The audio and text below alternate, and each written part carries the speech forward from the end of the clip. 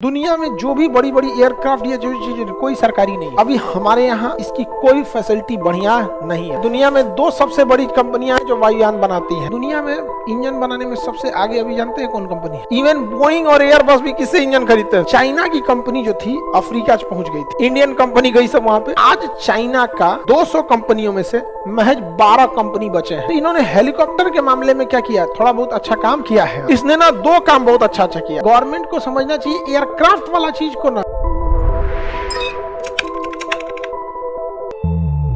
Aircraft वायुयान बनाना अभी हमारे यहाँ इसकी कोई फैसिलिटी बढ़िया नहीं है। हवाई जहाज में सबसे ज्यादा झमेला का जो चीज है वो उसका इंजन। बॉडी में तो उसके कुछ खास चीजें नहीं रहती हैं। सब हवाई जहाज का सबसे महंगा चीज क्या आता है? इंजन। आपको पता है दुनिया में दो सबसे बड़ी कंपनियां हैं जो वायुयान बनाती हैं, बोइंग और एयरबस। बोइंग और एयरबस। ये तो ऊपर वाला कैसे बनेगा? अरे लगभग जहाज लग रहा है कि नहीं? अरे हो गया, ये हो गया इसका इंजन, ये हो गया इंजन। यही मेन कहानी है। बाकी इसमें तो कुछ खास नहीं रहता है। बस एयर कंडीशन लाइट सीट खत्म कर। यहाँ पर एरोडोम रहता है, रेडोम यहाँ रडार लगा रहता है, काम खत्म। सारा काम इस विंग्स का है। इस विंग्स में लगा होता है फ्यूल, इस विंग्स में होता है ब्रेक, इसमें होता है स्पॉइलर, इसमें होता है एलिरॉन। इस सारा चीज इसी में, दाहिने बाएं ऊपर नीचे सभी विंग्स से होते रहता है। इसमें तो आदमी बस बैठल रहता है, बस इस समय का सबसे ज्यादा झमेला क्या होता है? इंजन। ऊपर नीचे ले जाने के ये स्टेबलाइजर होते हैं। यहाँ पे एक तो वर्टिकल स्टेबलाइजर भी होता है, यहाँ पे एक तो बीचों में इसे लगा होता है वर्टिकल स्टेबलाइजर। यहाँ पर तो इंजन में सबसे महंगा मिलता है। दुनिया में इंजन बनाने में सबसे आगे अभी जानते हैं कौन कंपनी है? Airbus, Boeing, Rolls Royce. Car बनाती है जहाज का इंजन रोल्स रॉय बहुत बेहतरीन इंजन बनाती। इवन बोइंग और एयरबस भी किससे इंजन खरीदते हैं? रोल्स रॉय। बोइंग अपना खुद का भी इंजन बनाता है, ऐसा नहीं है कि वो अपना इंजन नहीं बनाता है। एयरबस भी अपना इंजन बनाता है, लेकिन ज्यादा किसका आ जाता है? रोल्स रॉय का। तो भारत में अभी कोई बढ़िया इंजन नहीं बन पाया। कावेरी पे काम हो रहा है, वो भी किसी खास प्रोग्रेस पे नहीं है। तो हम लोग के पास इंजन नहीं बन पाया इसका अच्छा सा भी। अब डीआरडीओ इस पे काम कर रही है। यहाँ पे इंजन बनाने का काम क्या है? रोल्स रॉय एक प्राइवेट कंपनी है, बोइंग एक प्राइवेट कंपनी है, एयरबस एक प्राइवेट कंपनी है। प्राइवेट कंपनी किसी को कितनी भी सैलरी दे सकती है, कम भी कर सकती है। उसका कोई अपना ही रूल है। उसका सरकारी नियम के हिसाब से तनख्वाह देंगे वैज्ञानिक लोग को, दरोगा इतना। समझ में आ गया कि नहीं आ गया? पता चला जितना वैज्ञानिक का तनख्वाह है ना, ओकरा ज्यादा उसके ऊपर जो है ना कंट्रोल करने आया है, बीपीएससी से गया है, ओकरा ज्यादा कमा ले रहा है। वैज्ञानिक से पूछे कितना प्रोग्रेस हुआ, बेचारा घुसिया जाता है।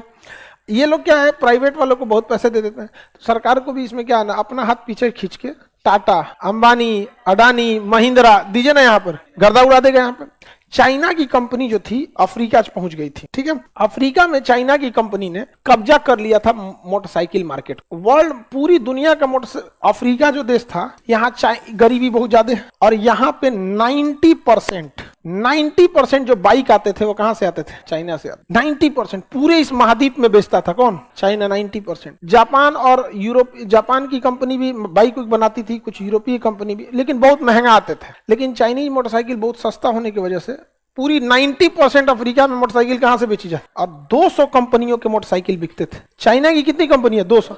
हमारे यहाँ 5-6 मोटरसाइकिल की कंपनी है। हीरो है, होंडा है, बजाज है, टीवीएस है। मेनली यही ज्यादा चलता है। सुजुकी भी है, रॉयल एनफील्ड भी है, बुलेट भी है। मतलब 5-7 को फेमस है। यामाहा है, यामाहा जापान की है।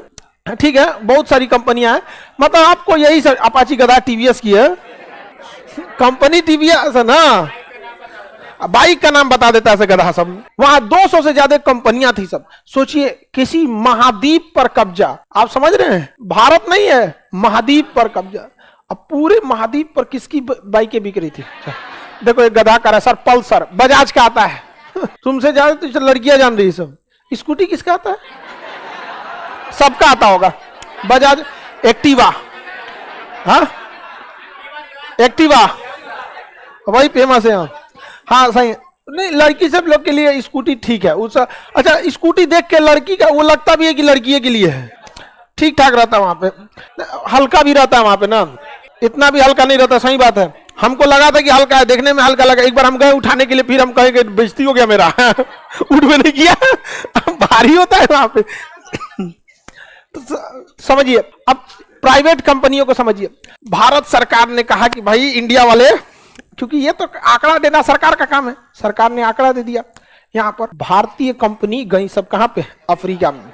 चाइनीज मोटरसाइकिल बड़ी जल्दी खराब होता था, और चाइनीज खराब सामान की एक सबसे बड़ी खासियत, बेचने के बाद उसका कोई सर्विस सेंटर नहीं मिलेगा आपको। इंडियन कंपनी गई सब वहां पे, टीवीएस एंट्री मारी, टीवीएस, बजाज, हीरो, समझा गया। आज चाइना का 200 कंपनियों में से महज 12 कंपनी बचे हैं, बाकी को घर जाना पड़ा, और इंडिया का मार्केट अभी 90% हो गया, कब्जा करके बैठ गया। समझ में आ गया कि नहीं गया? क्या ये सरकारी कंपनी कर सकते थे? सरकारी कंपनी कभी नहीं कर सकते, सरकारी कंपनी तो चौपट हो गए सब। इसी प्राइवेटाइजेशन को लाने की जरूरत है। कहां पर? एयरक्राफ्ट। हमारे यहाँ एयरक्राफ्ट का टेक्नोलॉजी जिस हिसाब से हमारा देश है उस हिसाब से बहुत पीछे। हम लोग एक छोटा सा जहाज बना पाए हैं, डॉर्नियर 800। डॉर्नियर क्लासरूम का जितना चौड़ाई है ना, इतने ये एकरो से छोटा है, ये में आ जाएगा डॉर्नियर 5 गो। हाँ जी, छोटा जहाज है, उसमें 8-10 गो आदमी बैठता है। डॉर्नियर रुके दिखाते हैं। अरे प्राइवेटो जेट नहीं है, नेवी वगैरह यूज करती है, नेपाल ओपाल में निगरानी वगैरह के लिए यूज होता है, श्रीलंका वगैरह के लिए दिया गया है। तो हम लोग अभी उसमें कुछ खास नहीं कर चुके। डॉर्नियर एयरक्राफ्ट यही है कोस्ट गार्ड के लिए, तो इंडियन कोस्ट गार्ड अभी इसको यूज कर रही है। तो अभी हम लोग ना, ये कितना आदमी का है, 10-20 आदमी बैठ सकता है, इससे ज्यादा तो नहीं बैठेगा। तो ये एयरक्राफ्ट है। हालांकि ना ये विमान के लिए, निगरानी के लिए बहुत अच्छा है, निगरानी के लिए एक नंबर ये जहाज है, हल्का जहाज है। अच्छा, अब एक चीज और देखिए इसमें, ये स्टेबलाइजर होता है ना, ये दाहिने घूमेगा तो दाहिने, इसमें ध्यान से देखिए वायर गया है, दिख रहा है जुगाड़। पहले ये प्रथम विश्व युद्ध में जो जहाजें होती थी ना, उसको वायर से, हालांकि अब ये चीजें हो गई हैं, इंटरनल कंप्यूटर से भी ये चीजें सिस्टम हो जाती है, बट ये छोटा जहाज है, इसको वायर से कंट्रोल किया जा सकता है। इसमें आप देखेंगे यहाँ पे कई सारे इसकी टेक्नोलॉजी यूज की है, तो अभी हम लोग इतना इस जहाज को बना पाए हैं। जबकि पूरी दुनिया, चाइना को देखेंगे C-295 ऐसे करके जहाज बनाया है, C-229 ऐसे करके। दुनिया कहां से कहां जा रही है। हम लोग का एयरक्राफ्ट के मामले में बहुत पीछे हम। HAL की जिम्मेदारी है हिंदुस्तान एरोनॉटिक्स लिमिटेड, लिखा है कि नहीं जिसमें 1940 में बेंगलोर में हिंदुस्तान एरोनॉटिक्स, ठीक है लिखा, HAL, ये पूछेगा क्वेश्चन। 1940 में स्थापना हुई थी HAL के। इसने ना यात्री विमान या बड़े जहाजों में अभी बहुत बड़ा हासिल कुछ नहीं किया है, लेकिन डॉर्नियर जहाज को इसने बनाया।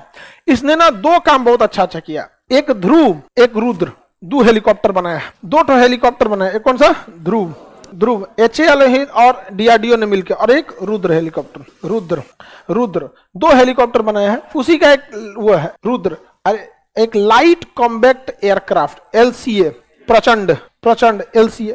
तो इन्होंने हेलीकॉप्टर के मामले में क्या किया, थोड़ा बहुत अच्छा काम किया है यहाँ पे। लेकिन अभी भी देखिए अपाची और चिनूक जैसे हेलीकॉप्टर के मामले में हम लोग बहुत पीछे हैं।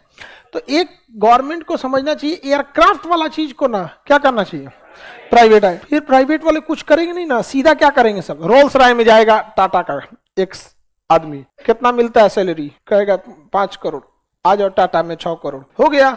इंजीनियर को कौन चीज जाता है, नाम तो उस पर रोल्स रॉय का रहेगा ना, इंजीनियर का कौन नाम उसमें नाम आने वाला है। बड़े बड़े कंपनी यही ना करते हैं सब।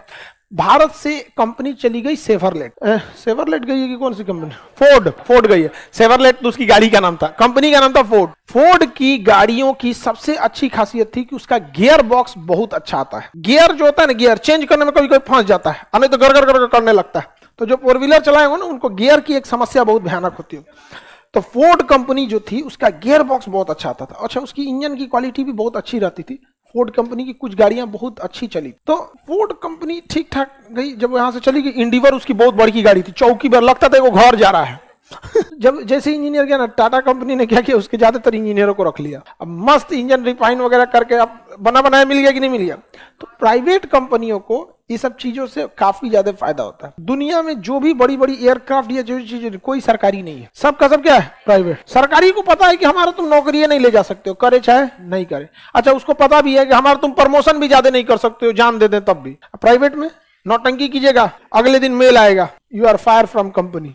अच्छा, बहुत अच्छा काम कीजिएगा, आपको प्रमोशन फटाफट देते हैं। हम ऐसे ऐसे प्राइवेट कंपनियों में कर्मचारियों को जानते हैं दिल्ली में कि बहुत नॉर्मल जॉब पर आया था, 15-20 हजार की सैलरी में आया था। बड़ी कंपनी में 15-20 हजार की सैलरी नॉर्मल होती है, और आज अपनी कंपनी की काबिलियत के दम पे बोर्ड मेंबर में बैठ रहा है। कंपनी का बोर्ड ऑफ डायरेक्टर, बहुत बड़ा सारा पावर होता है, board of director he decision लेते हैं। दुनिया दूसरा कौन होता है, समझ में आएगी नहीं, किसी को दिक्कत। तो भारत का एयरक्राफ्ट के सेक्टर में कोई बहुत डेवलपमेंट है नहीं।